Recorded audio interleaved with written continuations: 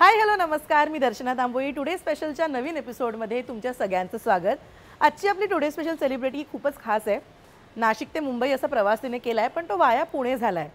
हा प्रवास नेमका कसा आहे आणि खाण्याच्या तिच्या चॉईसेस नेमक्या काय आहेत हे सगळं आपल्याला जाणून घ्यायचं आहे. ती नेमकी कोण आहे तेही मी तुम्हाला सांगते. स्वागत करूया अभिनेत्री अनिता दाते केळकरचं. मी आणि अनिताताई आज जातोय दादरमधल्या नवमेजवानीमध्ये आणि तिच्या आवडीचं सगळं ऑर्डर करायचा आमचा प्रयत्न आहे. चला आमच्याबरोबर बघूयात तिला नेमकं खायला किती आवडतं. सुरू करूया एपिसोडला.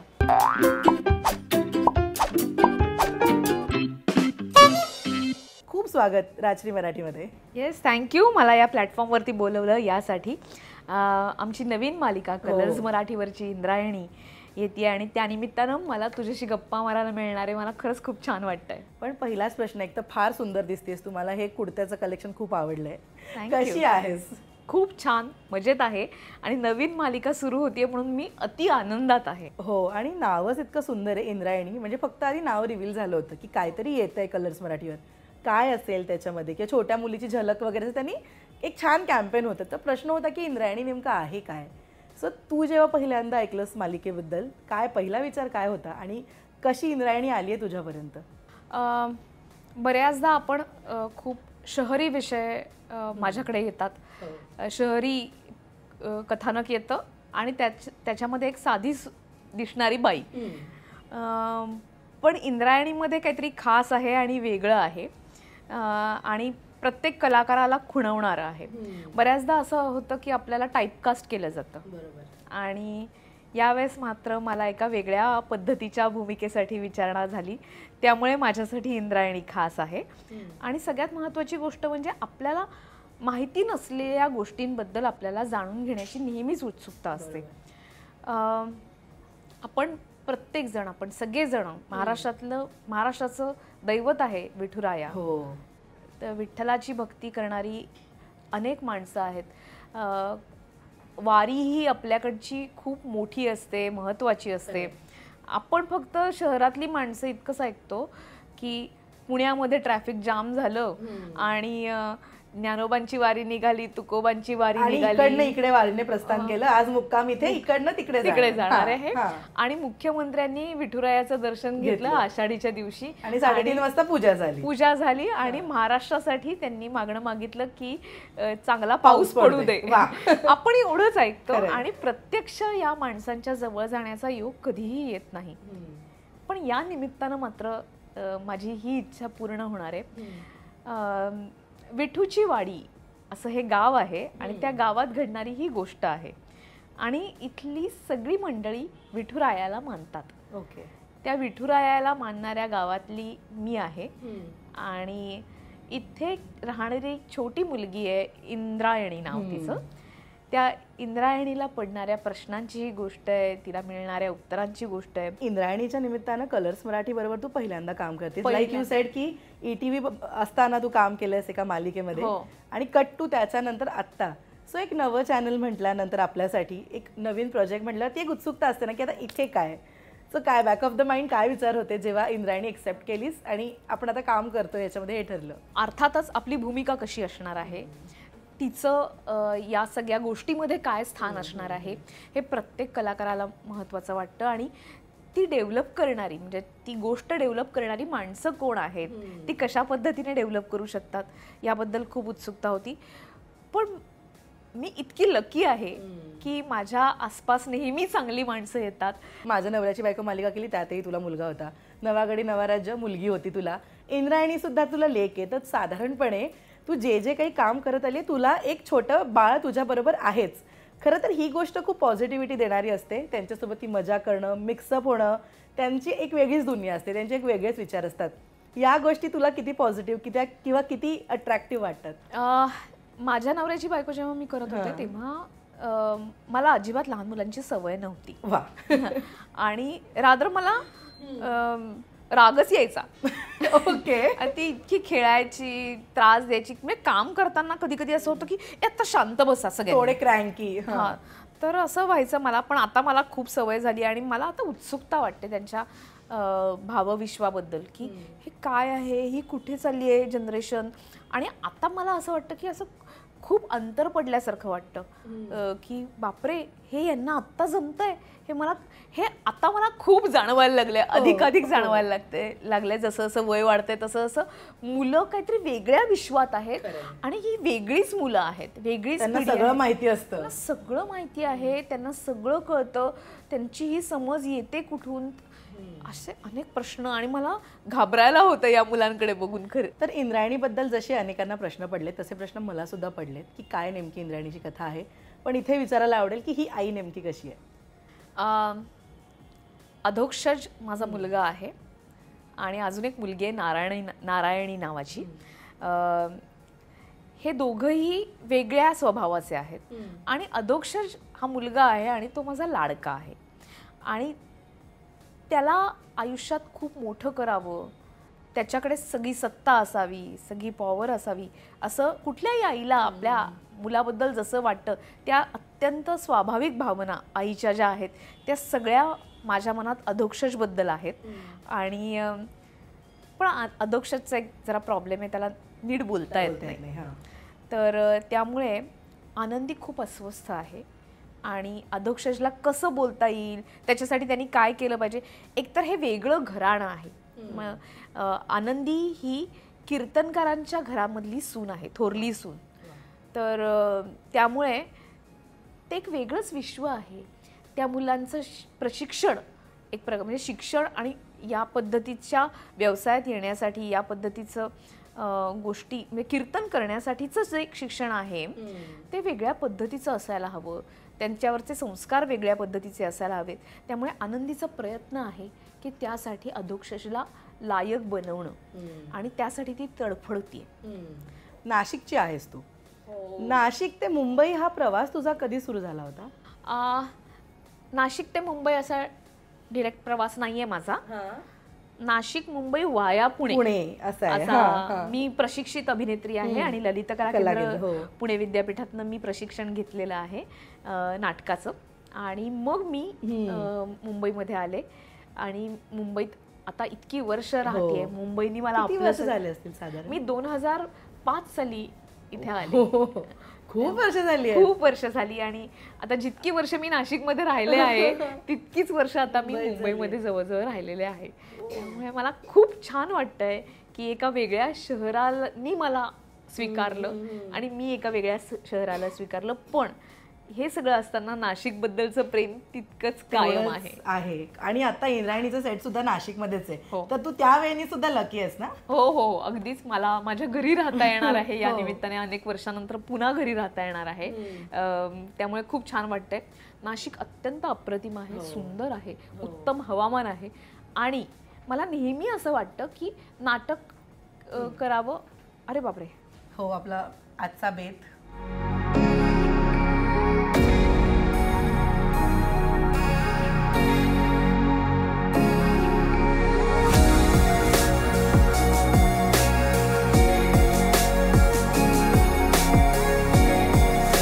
नाशिकमध्ये हवामान उत्तम असल्यामुळे नाही मला नेहमी असं वाटतं की कुठलंही काम करताना एक निवांतपणा हवा.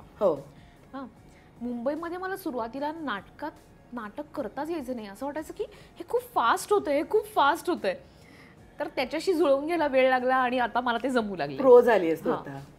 पण नाशिकमध्ये तुम्ही अधिक वेळ तालमींना देऊ शकता कारण तुम्हाला जो ट्रॅव्हलिंग टाइम आहे तोच कमी होतो. 5-10 मिनिटात आपण कुठे म्हणजे त्या काळात तर 5-10 मिनिटात कुठूनही कुठेही पोचू शकायचो. त्यामुळे अधिक काळ शांतपणे तालीम करू शकायचो. त्यामुळे नाटक करण्यासाठी नाशिक उत्तम आहे असं मला नेहमीच वाटलंय. पण आत्ता मला असं वाटतंय कारण आमच्या मालिकेचं शूट सुरू झालेलं आहे, एक छान वाटतंय नाशिकमध्ये शूट करताना. निवांतपणा आहे, जागा उत्तम आहे. आम्ही एक गाव तयार केलेलं आहे अख्खं तिथे, विठूची वाडी. आणि आम्ही त्या आधी काही वर्कशॉप केलं होतं ही मालिका सुरू होण्याच्या आधी. तर त्यामुळे एकमेकांशी आमचे सूर जुळलेले आहेत. तर खूप मस्त वाटतंय, मजा वाटतेय आणि नाशिक अप्रतिम आहेच. कुणालाही प्रेमात पाडेल असं आहे नाशिक. आनंदी आहे आणि तूच नेहमी आनंदीच असतेस. तो आज जर मी तुला विचारलं की अनिता आणि आनंदी दोघींमध्ये किती साम्य आहे, किती डिफरन्स आहे, कोणता एखादा गुण जुळतोय का, ते म्हणतात ना 36 पैकी एखादा गुण जुळतोय का, काय आहे नेमकं? बापरे, जास्त गुण जुळतील असं मला वाटतं. कारण कारण मी आनंदीमध्ये स्वतःला बघू शकते. मी अत्यंत कडक आहे. म्हणजे मी पटकन माझ्याकडे कोणी बघितलं तर सेटवरची बरीच माणसं मला घाबरतात पहिल्यांदा. हे नव्हतं माहिती. ओके. की मी पटकन काहीही बोलू शकते लोकांना आणि बोलते पण मी. म्हणजे काही मनात काही वाईट नसतं पण मी काहीही बोलू शकते. उफट असतं आपण म्हणतो त्याला, छान शब्द आहे आपल्याकडे, फ्रंट जे काय ते. तर मी तशी आहे. आणि कधी कधी मला लोक घाबरतात, याच्याने मला छान पण वाटतं. वाव. आपलं खूप वाईट असतं ना, पण अरे वा कोणीतरी घाबरतं याच्याने मला मस्तही वाटतं आणि मी त्याचा फायदाही घेते. तर मी अशी आहे आणि ही गोष्ट आनंदीमध्ये सुद्धा आहे. ओके. आणि लोकांना धाकात ठेवणं, लोकांना मलाच कळतंय असं वागणं, ही जी या ज्या 2 गोष्टी आहेत या नक्की माझ्या आणि आनंदीच्या जुळतात. सो आपण सुरू करूया ना या नोटवर खायला. बरं, तू डाएट कॉन्शियस आहेस का? कसं काय समोर येईल? मी समोर येईल ते खाते आणि मला सगळ्या गोष्टी खूप आवडतात. मी नाशिकची असल्यामुळे सगळ्यात पहिली गोष्ट म्हणजे मिसळ मी तर खातेच. जिलबी मी खाते, मला जिलबी आवडते. मला खूप गोड गोष्टी आवडत नाहीत, अति गोड गोष्टी नाही आवडत. मला तिखट, सॉल्टी, गरम अशा गोष्टी आवडतात. म्हणजे काहीतरी बनवून ठेवलं, म्हणजे फरसाण आहे आणि ते मी खाल्लं वगैरे असं होत नाही. मला गरम गरम लागतं. ओके. तर हे थंड व्हायच्या आधी तू सुरू आपण खाऊया.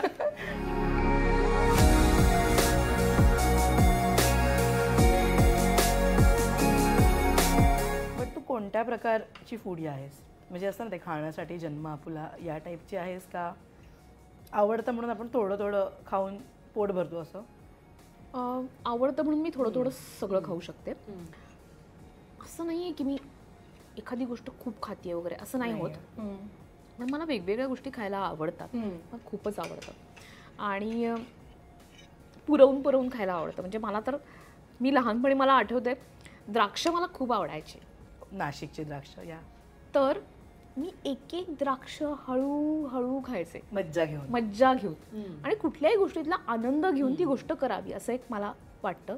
तसंच आहे. आणि त्याच्या त्यावेळी ते पदार्थ खावे. म्हणजे उपवासाला उपवासाचे पदार्थ खावेत. म्हणजे भले तो उपवास मोडला ना बाकी तरी हरकत नाही, पण काय उपवासाच्या दिवशी भगर आमटी, रताळी या गोष्टी, आपण साबुदाणा खावाच. पण मला असं साबुदाण्याच्या खिचडीची फॅन नाहीये. थोडी खाते मी, मला आवडते ती आणि त्याची गंमतही येते कारण मी ती थोडी खाते म्हणून. नाहीतर कोणीतरी नाही मी साबुदाणा आता बंद केलाय वगैरे असं मी नाही करू शकत. हां, तर मी खाणार, मी थोडं खाणार, असं माझं सगळ्या गोष्टीच्या बाबतीत आहे. क्या बात. प्लीज तू लाजू नकोस. लाजणी आहेस खायला का नाही? नाही. तू नाशिकच्या द्राक्षांबद्दल बोललीस, पण मिसळ आहे ऑब्व्हियसली नाशिकची. कोंडाची चिवडा सुद्धा एक भारी प्रकरण आहे तिथलं. म्हणजे माझ्या घरी कोणी कधीही नाशिकला गेलं की येताना भल्या मोठ्या बॅगांमध्ये कोंडाची चिवडा घेऊन येतात. तुझ्या काय मेमरीज आहेत? खूप. एकतर मी खूप प्रॉपर गावात राहिलेली मुलगी, सो कोंडाची चिवडा, माधवजी का बढिया चिवडा, त्याच्यानंतर नदीवरती जाऊन भेळभत्ता खाणं, ही गोष्ट मला अजूनही खुणावते आणि आवडते सुद्धा. अनेक गोष्टी आहेत की खरं तर मुंबईमध्ये किंवा आपण म्हणतो गुजराती लोक फाफडा जिलबी भरपूर खातात, नाशिकमध्ये पण खातात. म्हणजे मला आता तोंडाला पाणी सुटते. असं रस्त्यात आपण नदीकडे जात असताना वेगवेगळी दुकानं आहेत मिठाईची आणि असे फाफडे बनवतायत, तळतायत आणि आपण खातो. खूप आवडतं मला. आणि ताई, पण तुझ्या लाईफचा मंत्रा काय? काय मंत्रा सेट केलायस तू आयुष्याचा तुझ्या? कोणतीही गोष्ट वर्ज नाही, म्हणजे कुठलीही गोष्ट अवॉइड करायची नाही, अनुभव घेऊन बघणे हा माझ्या लाईफचा मंत्र आहे. मी ते करून पाहते. मी कशालाही नाही म्हणत नाही. तू मला सांगितलं की हे ट्राय करून पहा, मी ते खाऊन पाहते आणि ते किती खायचं नंतर ठरवते. पण मी नंतर कधी नाही आवडलं तर ती गोष्ट कधीच खाणार नाही असं अजिबात नाही. मी जे समोर येईल ते खाते आणि त्याला नाही म्हणत नाही. आणि कधीतरी आपल्या मनामध्ये ती चव डेव्हलप होते याच्यावरती माझा विश्वास आहे. सो ते मी नक्की फॉलो करते. आणि असं वागण्याच्या बाबतीत सुद्धा की एखाद्या माणसाला रिजेक्ट केलं तर केलं असं नाही करत मी त्याच्याशी बोलत राहते त्या व्यक्तीशी. काहीतरी चांगलं दिसतं आपल्याला समोरच्या माणसामध्ये हे नक्की आहे. डाएट हा शब्द आहे का नाही आहे? डाएट म्हणजे एवढंच आहे की एका लिमिटमध्ये खायचं. म्हणजे आता मी अगदी मान्य करते मला समोसा खूप आवडतो आणि बऱ्याचदा लोक सांगतात म्हणजे कुठले मी डायटिशियन्सकडे वगैरे जाते म्हणजे मी सगळं ऐकते त्यांचं पण मी फॉलो करते असं नाही. ऍक्च्युली तेच पुढचंच महत्वाचं. मी सकाळी म्हणजे साधारणतः 4 वाजेपर्यंत फॉलो करते. सकाळी म्हणजे दुपारपर्यंत आपण मी फॉलो करते. संध्याकाळी सेटवरती जेव्हा समोसा किंवा पाव पॅटीस वगैरे असं काही आलं हे मस्त ऑइली आहे आपण हे खाऊया कारण हे अप्रतिम आहे मी ते खाते. आणि मी काही लोकांना भरीस पाडते की खायला असं तू आत्तापर्यंत कधीही खाल्लेलं नसशील तू अर्ध तरी खा. आणि ऑइल असलेली गोष्ट ती चांगली लागतेच म्हणजे खूप ऑइली नाही पण हे असं तळलेलं वगैरे सगळ्यांना आवडतं आणि लोक खातात. कालच मी 4 लोकांना आमच्याकडे पाव पॅटीस आलं होतं म्हणजे माहितीये ना पाव त्याच्यामध्ये भाजी आहे आणि ते डाळीचं पीठ वगैरे घालून त्याच्यात तळतात वगैरे आणि सोबत मिरची. ही गोष्ट मला अतिशय आवडते.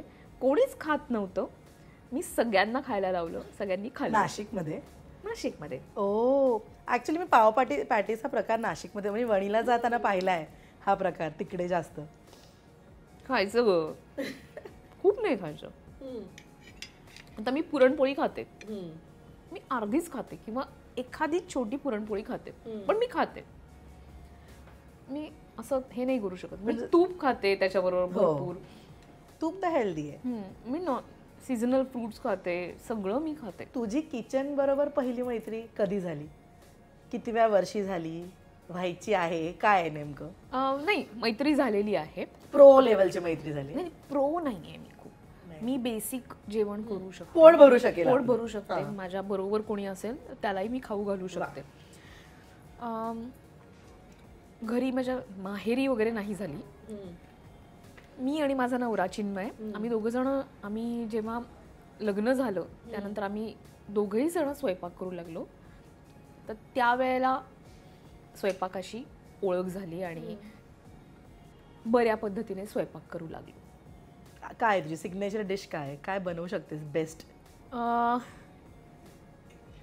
मी बऱ्याच गोष्टी छान करते. खूप महाराष्ट्रीयन पदार्थ बरे करते. थालीपीठ चांगली करते. त्याच्यानंतर उकड छान करते. पोहे मस्त करते. उपमा जे सकाळचे जे नाश्त्याचे ज्या गोष्टी आहेत मी घावणं छान करू शकते. धिरडी करते छान. धपाटे. वा धपाटे कसं काय? धपाटे म्हणजे ते धपाटे धपाटे मी माझ्या एका मित्राकडे तुळजापूरला गेले होते तर तेव्हा त्याच्या आईकडनं शिकले धपाटे. आणि या सगळ्या ज्या गोष्टी आहेत की 1 मील डिश असू शकतात त्या मला आवडतात खायला सुद्धा आणि बनवायला पण आवडतात. तर ते मी करते. किंवा असे ज्वारी बाजरीच्या पिठांच्या गोष्टी म्हणजे काय त्याची उपरपेंडी केली आहे. उपरपेंडी ही गोष्ट मी माझ्या आधीच्या सिरियलच्या वेळेला शिकले. भारती पाटील ज्या आहेत ॲक्ट्रेस त्यांच्याकडनं शिकले असं. किंवा पुडाची वडी शिकले. तर हे आपण जेव्हा काम करत असतो तेव्हा आपल्या बरोबर जे लोक काम करत असतात त्यांच्याकडनंही अनेक गोष्टी आपल्याकडे येतात. पोहे मग काय आपले साधे पोहे त्याच्यानंतर दडपे पोहे. तुला येतं बनवता? दडपे पोहे मला येतात बनवतात आणि मला खूप आवडतात. भयंकर आवडतात. तर या गोष्टी मला येतात पण अनेक गोष्टी मला येतही नाहीत. जसं की मला असं खूप गोड पदार्थ म्हणजे काय पुरणपोळी श्रीखंड बासुंदी वगैरे या गोष्टी आर्ट म्हणजे क्युलिनरी आर्ट एक्झॅक्टली. स्वयंपाक ही कला आहे आपण सगळेजणच म्हणतो. तर काही गोष्टी मला या सोप्या सोप्या साध्या साध्या गोष्टी नक्की येतात आणि त्या मी छान करू शकते. ते युजली सगळे म्हणतात ना की ही गोष्ट मला माझ्याकडे माझ्या आईकडनं आली आहे किंवा मी माझ्या सासूबाईंकडे बघून शिकली किंवा व्हॉट एव्हर, आत्याकडे मावशीकडे कोणाकडे तरी बघून शिकली. असं तू जे काही आता जेवण बनवतेस ते तू कोणाकडे बघून शिकलीस? मी माझ्या आईकडे बघून जेवण शिकले असं मला नाही वाटत, कारण मी नसायचेच घरामध्ये आणि तितकं सिरियसली मी घेतलेलंही नव्हतं स्वयंपाक. त्यास ते एक असं असतं ना की मी नाही स्वयंपाक करणार वगैरे, तर असं मी बोलायचे. आणि माझी धाकटी बहीण मात्र त्याच्यात खूप इंटरेस्ट घेऊन स्वयंपाक करायची आणि मी मात्र गावात उन्हाळक्या करायचे, बाकी काही करायचे नाही. पण जेव्हा मी सांगते की जेव्हा माझं लग्न झालं आणि आम्ही एकत्र राहायला लागलो, तर त्यानंतर काही गोष्टी आल्या आणि माझ्या सासूबाई खूप अप्रतिम स्वयंपाक करतात, अत्यंत निगुतीने अनेक गोष्टी करतात. तर बऱ्याचदा मी त्यांच्याकडे पाहते, त्यांची भाजी करण्याची पद्धत किंवा मग त्याच्यानंतर मग त्यांना करताना पाहून मला माझ्या आईच्या पद्धती आठवतात. याच्यात काय फरक आहे, मग यातलं काय बेटर असू शकतं. मग हे आईचं चांगलं अधिक मला आवडायचं. दोघी चांगलं करतात, पण हे मला त्या टेस्टचं आवडतं, अमुक मला ह्या टेस्टचं आवडतं. तर मला असं वाटतं की मी माझ्या सासूबाईंकडे अधिक पाहून काही गोष्टी करायला शिकले आहे. आणि कारण मी ज्या व्यक्तीबरोबर राहते, माझ्या नवऱ्याबरोबर, त्याला त्या गोष्टी आवडतात. आता उदाहरणार्थ अनेक गोष्टी, तो पुण्यात राहतो, मी नाशिकची आहे, तर दाणे ते लोक खूप वापरतात. तर दाणे घालून अनेक गोष्टी करणे किंवा दाण्याचं कूट वापरून अनेक गोष्टी करणे हे माझ्या सासरची गोष्ट आहे. आणि अनेक गोष्टी माझ्या माहेरी खोबरं वापरायचे, यांच्याकडे दाणे वापरतात. तर हे बेसिक काहीतरी फरक, पण मला दाणे जास्त आवडायला लागलेत आता. पण एक असा पदार्थ असतो जो आपला कम्फर्ट फूड ज्याला आपण म्हणतो की हा मी कधीही खाऊ शकते किंवा मला कधीही चालतो हा पदार्थ, असं काय आहे? ती एक जगातली आवडती डिश कोणती आहे तुझी? भाताचे कोणतेही पदार्थ किंवा उसळी मला खूप आवडतात. तर उसळींचं कळण माझ्या सासूबाई खूप अप्रतिम करतात. तर मटकी किंवा काय आता आपण हुलगा, हा शब्दही नाही ऐकला. हुलगा म्हणजे कुळीत. अच्छा, कुळीत. हा, प्रत्येक जण वेगवेगळे शब्द आहे. नागली नाचणी असं. तर ते फार अप्रतिम करतात. ते सूप म्हणूनही आपण पिऊ शकतो आणि ते आपण भाताबरोबरही खाऊ शकतो, भाकरी बरोबरही खाऊ शकतो. तर असे पदार्थ मला खूप आवडतात. व्हेजिटेरियनकडे कल आहे तुझा जास्त का नॉनव्हेज जेवणाकडे आहे? व्हेजिटेरियन. ओके. आणि जर मग तू खातच नाहीस नॉनव्हेज का काय? मी खूप कमी, म्हणजे माझ्या माहेरी मी कधीच नॉनव्हेज खाल्लेलं नव्हतं. इवन मी अंडही खाल्लेलं नव्हतं. मी जेव्हा हॉस्टेलला आले, तर ते जे मी तुला म्हटलं ना की मी असं ठरवलं की कशालाही नाही म्हणायचं, चव घ्यायची, त्या गोष्टीची नक्कीच चव घेऊन बघायची, ती पुन्हा पुन्हा घेऊन बघायची, एकदाच असं नाही. आणि मग ठरवायचं की हे आपल्याला आवडलंय का नाही, हे आपण खायचंय का नाही. मी सगळं खाऊन पाहते. तसंच मी नॉनव्हेजही खाऊन पाहिलेलं आहे. काही गोष्टी मला आवडतात, काही गोष्टी मला नाही माझ्या सिस्टीम मध्ये बसल्यात. ओके. आईने बनवलेलं काय आवडतं? आईने बनवलेली गरम गरम मुगाची खिचडी मला खूप आवडते. आणि जेव्हा मी नाशिकला घरी जाते आणि आईच्या हातची खिचडी खाते, तेव्हा असं वाटतं की काहीतरी खाल्लंय आपण. आणि सासूबाईंनी बनवलेलं काय आवडतं? सासूबाईंनी बनवलेलं मला काहीही आवडतं. त्या सगळंच खूप छान बनवतात. विशेष करून त्या लाडू करतात आणि मला लाडू पाठवतात. तर जसे मला हवे तसे, म्हणजे कमी साखरेचे, साखर नसलेले पण तरी सुद्धा गोडी असलेले असे लाडू त्या नेहमी बनवून पाठवतात माझ्यासाठी.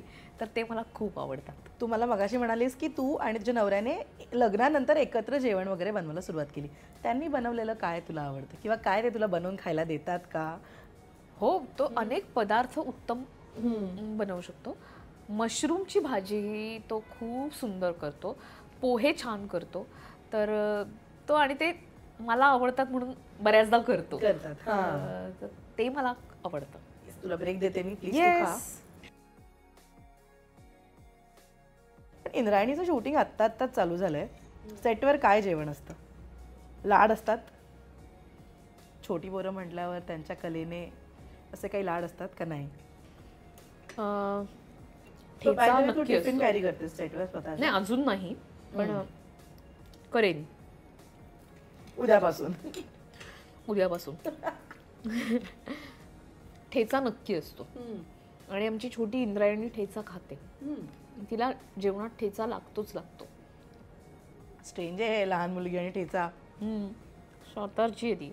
वा, मग ठसका असेलच तो, सातारी ठसका. भयंकर कमाल. ठेचा संपला की तिला जेवण नाही जात. हो, आम्हाला सगळ्यांना आवडतो, पण साधं सात्विक जेवण आहे आणि उत्तम जेवण आहे. त्यामुळे जेवताना म्हणजे असं आपण घरनं डबा घेऊन जाऊया वगैरे असं अजून वाटलेलं नाही आलाय तो.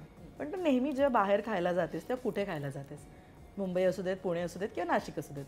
दत्त पुण्याला जाताना आणि नाशिकला जाताना दत्त. ओके. कॉफी मला स्टारबक्स आणि CCDची आवडते, पण मला संतोषमची कॉफी आवडते. ती मी म्हणजे जिथे कुठे संतोषम असेल तर तिथे मी नक्की कॉफी पिते. ते एक म्हणजे फिल्टर कॉफी पण मला खूप आवडते आणि ती जिथे जिथे मिळेल तिथे तिथे मी ती पितेच पिते. मुंबईतली तुझी अशी कोणती जागा आहे जिथे तुला जायला आवडतंस खाण्यासाठी? खूप जागा आहेत खरं सांगायचं तर. मला गोरेगाव स्टेशनला एक वेज साई वर्ल्ड नावाचं ठिकाण होतं. तिथल्या माझ्या मेमरीज आहेत, कारण मी सुरुवातीला गोरेगावात राहिले आहे आणि ते म्हणजे फूड मॉलच आहे तो एक प्रकारचा, जिथे अनंत पद्धतीच्या गोष्टी मिळायच्या. तर माझ्या सामोस्याच्या मेमरीज या तिथे आहेत. खूप आवडतो मला, खूप आवडतो सामोसा. वाव. आणि मी थांबवू शकत नाही स्वतःला सामोसा खाण्यापासून. त्यानंतर तसंच अर्थातच मद्रास कॅफे, माटुंगा. मला माटुंगाच आवडतं भयंकर, कारण तिथे एक वेगळ्या पद्धतीचं कल्चर आहे असं मला वाटतं. त्यानंतर टाउन साईडलाही मला खूप आवडतं. कुठेही म्हणजे अगदी मला त्याही मेमरीज आहेत की सॉरी मला आठवत नाही त्याचं म्हणजे कॅननची पावभाजी स्टेशन समोर, स्टेशनच्या समोर. तर त्याही मेमरीज आहेत. आणि सुरुवातीला काहीतरी कामानिमित्त, प्रयोगानिमित्त थेट नाशिकवरनं विटीला जाऊन उतरलोय आपण काय, आणि मग तिथे आपण खाल्लं आहे वगैरे, अशा काही मेमरीज आहेत. त्याच्यातली पावभाजी अजूनही माझ्या स्मरणात आहे. ताई, पण तू ना आल्यापासून आतापर्यंत ज्या ज्या पदार्थांची नावं घेतली ती सगळे आपले ऑथेंटिक पदार्थ आहेत. एकही फॅन्सी नाव असं कुठे आलं नाहीये. मला पास्ता, बर्गर, मला पिझ्झा नाही आवडत, पण मला पास्ता अतिशय आवडतो. आणि पास्ता मी कुठल्याही पद्धतीचा खाते. कितीही वेळा खाऊ शकते. खूप आवडतं मला. पण जर तुला एक दिवस दिला पूर्ण की तुला फक्त खाण्यासाठी फिरायचंय, अख्खा दिवस फक्त खायचंच आहे, तर तू सकाळी सुरुवात केल्यानंतर कुठे कुठे जाऊन काय काय खाशील? कुठे, कुठल्या एरियात? कुठेही. एक दिवस दिलाय तुला, समजा मी नाशिकमध्ये असेल तर मी माझी सुरुवात नाशिकमधल्या कोणत्याही एका मिसळपासून करेन. नाशिकमध्ये भरपूर पद्धतीच्या मिसळी आहेत, पण काळ्या मसाल्यामध्ये केली जाणारी मिसळ असते. माझ्या घराच्या जवळ साधना मिसळ आहे. त्याच्यानंतर तसंच मला अंबिकाची मिसळ असते काळ्या मसाल्यामध्ये, तीही आवडते. तर कुठलीही एक मिसळ घेईन मी आणि त्याच्यापासून सुरुवात करेन. आणि मला सायंताराचा सामोसा माझ्या स्मरणात आहे. सायंताराचा साबुदाणा वडा मला आवडतो. त्याच्यानंतर माझ्या शाळेच्या जवळ मिळणारा एक संघर्षाचा सामोसा मला आवडतो. त्याच्यानंतर बुधाची जिलबी, मग ती जर समजा उपास असेल, महाशिवरात्र असेल, आषाढी असेल, तर बटाट्याची जिलबी मिळते तिथे, तर तीही मला आवडते. त्याच्यानंतर त्यांच्याकडे असणारे लाडू, खुर्चनवडी हा प्रकार महाराष्ट्रामध्ये माझ्या मते तरी नाशिकमध्येच मिळतो. तर तिथे मी जाईन. मी मग कॉलेज रोडला जाईन, तिथे मामाची पावभाजी खाईन. त्याच्यानंतर संध्याकाळ झाली की मी चाट खाईन. शौकीन नावाचं ठिकाण आहे आमच्याकडे. शौकीनची भेळ असते तिथली पाणीपुरी. मला पाणीपुरी हा पदार्थ सुद्धा तितकाच आवडतो. पण ती हायजेनिक पाणीपुरी का रोड साईड काय आहे ते नेमकं? काय आता काय पूर्वी ज्या रोड साईड पाणीपुऱ्या होत्या त्या आता इतक्या हायजेनिक झाल्या आहेत पण त्या जागांचं प्रेम तितकंच कायम आहे. खरंय. सो तुला चालेल रोड साईड. तू इंडियन चायनीज खाल्लेस का हात लाल होईपर्यंत? मला त्रास होतो घशाला त्यामुळे मी नाही खाऊ शकत. पण खूप सुरुवातीला खाल्लंय. मी हॉस्टेलला होते तेव्हा माझा मित्र आहे पद्मनाभ बिंडम, तोही ॲक्टर आहे. तर रविवारी आम्हाला मेसला जेवण मिळायचं नाही, तर सुट्टी असायची. तर तेव्हा आम्ही युनिव्हर्सिटीतनं बाहेर पडून एक चौपाटी ज्याला तिथे म्हणायचे, तर तिथे जाऊन खायचो. तर तिथे मी अमेरिकन चॉप्सी दर रविवारी शेअर करून खायचे, कारण ती मला अख्खी जायची नाही आणि त्याला ती खूप आवडायची. असं तो माझा पार्टनर होता खाण्यातला. तर त्याच्याबरोबर मी अमेरिकन चॉप्सी बऱ्याचदा शेअर केलेली आहे. पण मला मंचाव सूप सोडून किंवा मंचाव सूपच त्यातल्या त्यात, मी चायनीज लवर नाही आहे. ओके. पण जे हॉटेलमध्ये मेन्यू कार्ड येतात आता आज आपण इथे बसून तर सरळ सोपट सुटसुटीत मेन्यू कार्ड आहे. अनेकदा असं होतं की पदार्थांना खूप फॅन्सी नावं दिली असतात आणि साधारण त्याच्या खाली काय इन्ग्रेडियंट्स आहेत त्याच्यावरनं कळतं की तो पदार्थ काय आहे. सो ही जी कठीण नावं आहेत किंवा हे जी फॅन्सी नावं आहेत ही तुझ्या लक्षात राहतात का? किंवा ऑर्डर करताना काय करावं असा प्रश्न येतो कधी? मला तर नेहमी प्रश्न होतो. इतक्या वेळा बाहेर खाणं होतं, खूप वेळा बाहेर खाणं होतं, त्यामुळे आता काय खायचं असं मला. आणि मग आपण काहीतरी एक सरधोपट ठरलेलं सांगून, वेज स्प्रिंग रोल वगैरे, किंवा आता एक त्या भाजीची फेज असते तसं. म्हणजे काय आता काय आज व्हेज कोल्हापुरी कढाई समथिंग असं काहीतरी घेतलं किंवा कोफ्ता करी, तर मी सलग काही महिने ते खाते आणि मग नंतर माझा मेन्यू बदलते. तर असं कारण मला ते ऑर्डर देताच येत नाही. अनेक लोक असतात की ज्यांना ते जमतच नाही, तर त्यातली मी आहे की मला ऑर्डर देता येत नाही. दुसरी गोष्ट म्हणजे ती दिली तर नेहमी मी चुकते, या कॅटेगरीतली मी आहे. त्यामुळे शक्यतो समोरचा माणूस ऑर्डर करतो आणि मी म्हणते की ओके चालेल मला. पण तुला असं फूडी मित्रमंडळींचं सर्कल आहे का की ज्यांचं काही असतात ना असं की आज इकडे जाऊन एक्सप्लोर करूया तिकडे जाऊन, अशा सर्कलमध्ये आहेस तू? हो. आणि माझा नवरा पण खूप फूडी आहे. ओके.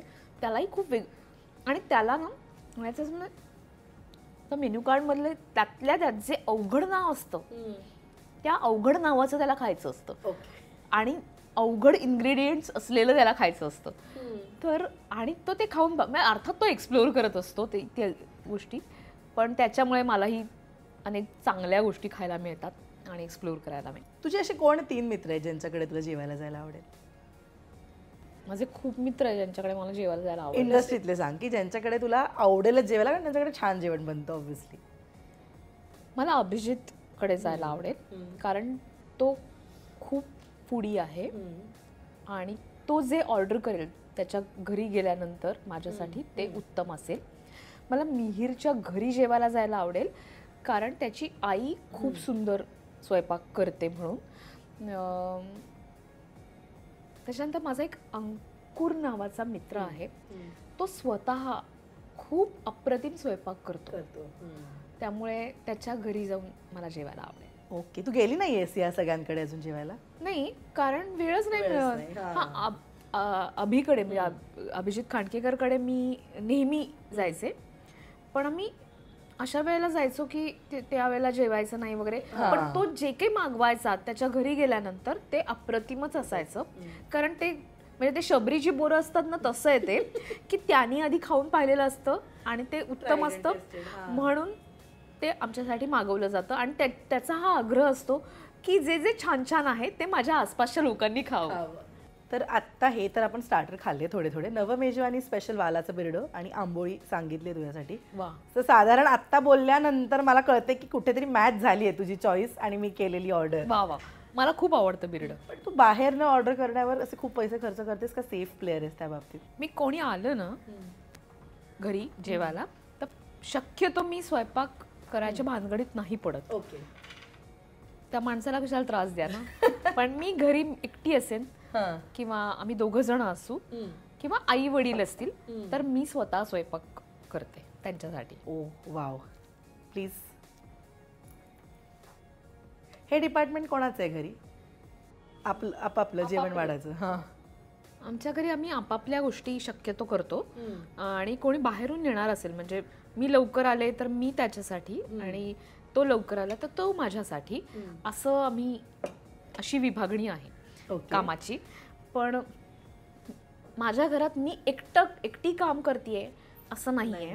आम्ही प्रत्येक गोष्ट विभागून घेतलेली आहे ती करतो. आणि आम्ही एकमेकांना शक्यतो खूप दमलोय तरच सांगायचं की तू कॉफी कर जरा, तू चहा कर जरा. पण माझा नवरा मी उठण्याच्या आधी बऱ्याचदा चहा करतो, केलेला असतो आणि मी आयता चहा पिते. तू सेटवर किती चहा पितेस का नाही?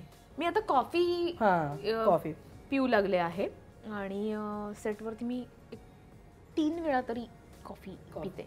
ओके, प्लीज ट्राय कर आणि कसं वाटतंय सांग.